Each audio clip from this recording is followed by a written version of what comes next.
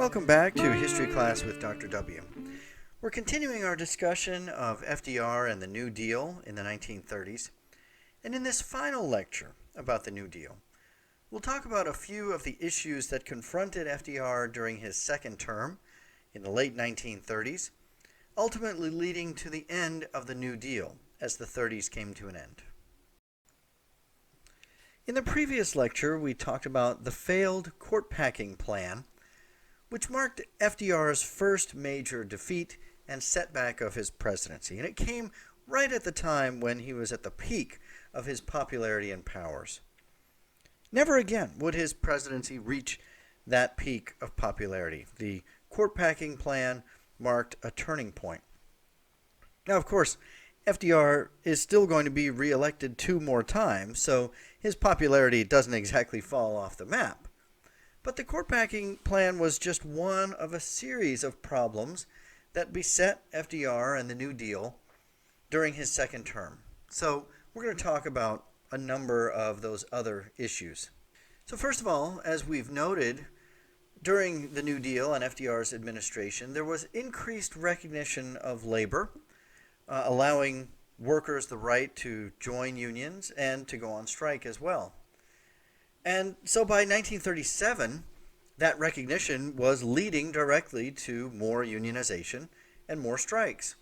1937 was actually a year of violent labor clashes, perhaps the most violent since 1919 in the wake of World War I. Most notorious was the Memorial Day Massacre in May of 1937.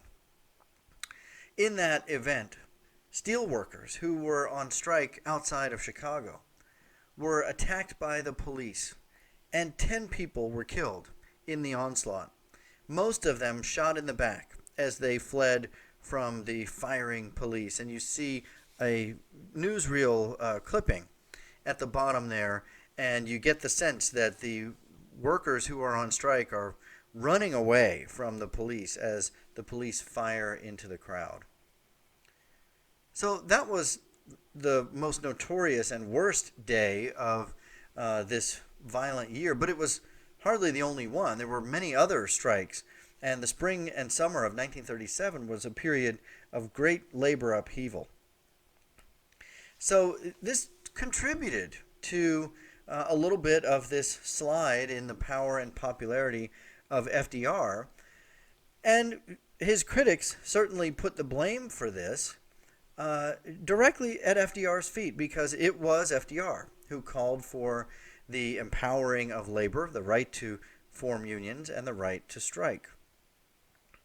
So labor, for its part, called on FDR to support the strikes and endorse what they were doing, and FDR refused to do it. He found himself kind of stuck in the middle between many of his critics and workers and labor itself who wanted even more support.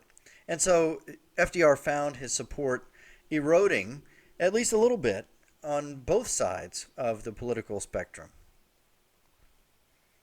FDR also found himself losing what had once been his solid support in the South. And there are a number of reasons that scholars think this was happening. Part of it being that the New Deal was working. And by 1937, 1938, we're 4 and 5 years into the New Deal programs. The economy in the South was recovering solidly and in part beginning to restore the old cotton aristocracy that had been so powerful prior to the Great Depression. Conservatives were returning to power across the South. Also, the enormous popularity of FDR and the New Deal with blacks, which we will be discussing in some future lectures, cost FDR some of his support with white Southerners, and even Eleanor's support for increasing civil rights and equality for blacks, and some of her activism on that front chipped away yet again at what had once been solid support for FDR and the Democrats in the South. The 1938 midterm elections marked a significant moment in this kind of slide in the South.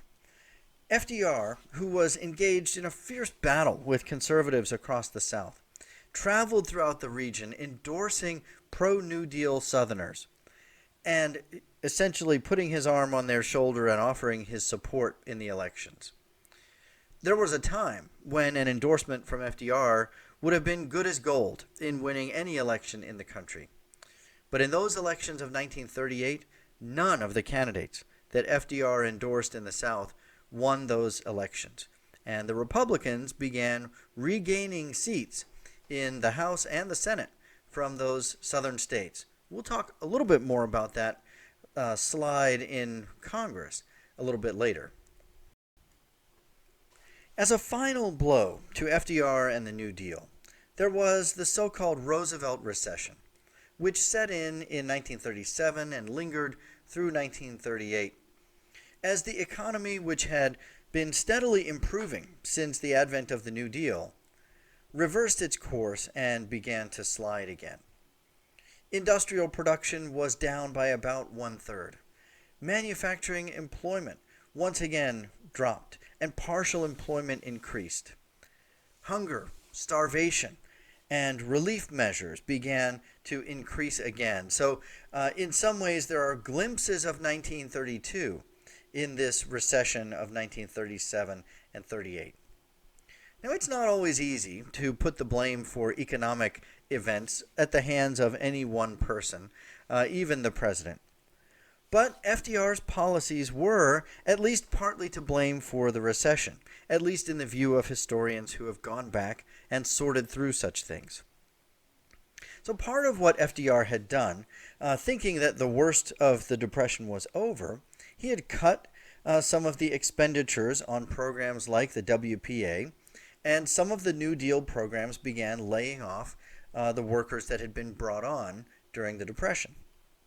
There also was the enormous $2 billion tax to pay for the introduction of Social Security.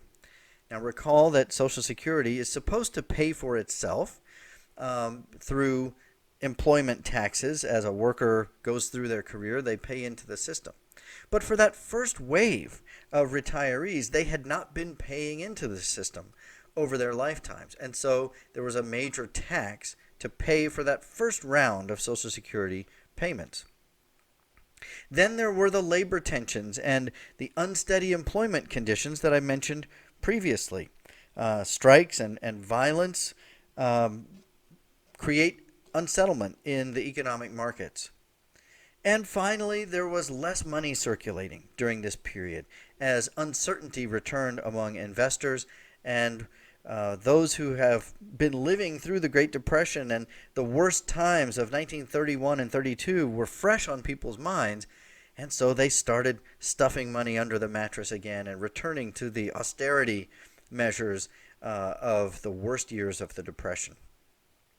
So if you look at the charts on this screen, you can see the Roosevelt recession reflected.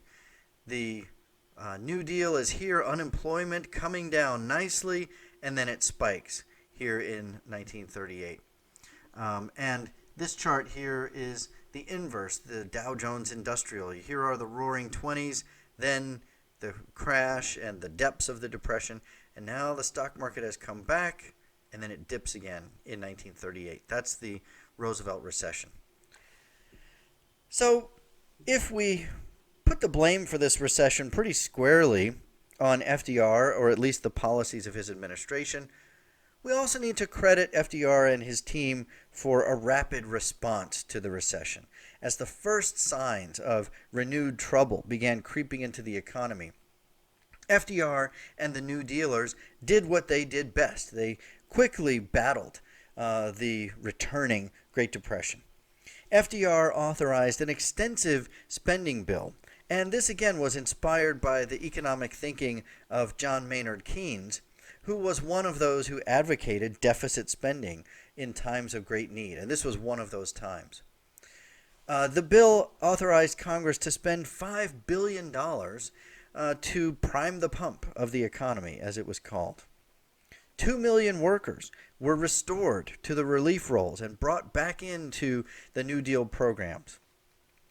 FDR launched renewed attacks on business monopolies in hopes of increasing the power of individual workers. And there were even tax cuts, which were intended to offset the tax that had been implemented for Social Security. And again, put a little more money in the pocket of American consumers and help to restabilize the economy. And effectively, these measures worked. The Roosevelt Recession was short-lived. It really was not a full-blown return of the Great Depression.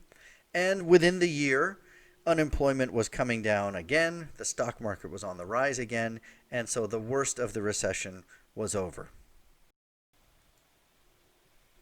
Nonetheless, in the midst of these hardships and difficulties of the late 1930s, we're seeing the New Deal drawing to a close. FDR's heights of popularity evaporated with the struggles of 1937 and 38. And as I've noted, by the elections of 1938, Republicans are on the rebound, and FDR's majorities in both houses are weakened. Corporate power was on the rise, and labor was still struggling for full representation after the battles of 1937. So, as the New Deal is drawing to a close, let's just look at a few factors to summarize elements of the New Deal. It certainly had its shortcomings. The New Deal was far from perfect. As we've mentioned, it failed to secure equal treatment for women or blacks who were often neglected under its policies. And while it eased the Depression somewhat and stabilized the economy, it wasn't until the massive productivity of World War II that true prosperity was restored and unemployment evaporated to next to nothing during the war years.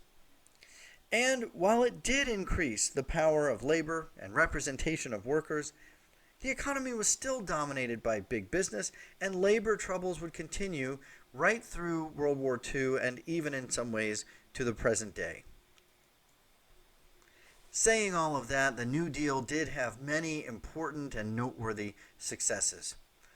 While the economy continued to struggle, it certainly stopped the worst of the Great Depression and got the nation back headed in the right direction. Things could have been better, but they were a lot better than they had been in 1931 and 32. The New Deal also created a popular coalition behind FDR, the New Deal Coalition or the Roosevelt Coalition, that would dominate national politics until the 1960s. I described this in one of the previous lectures. Industrial workers, middle-class reformers, African Americans, and farmers were at the heart of the Democratic Party for decades to come. The New Deal also made the federal government an active agent in people's lives.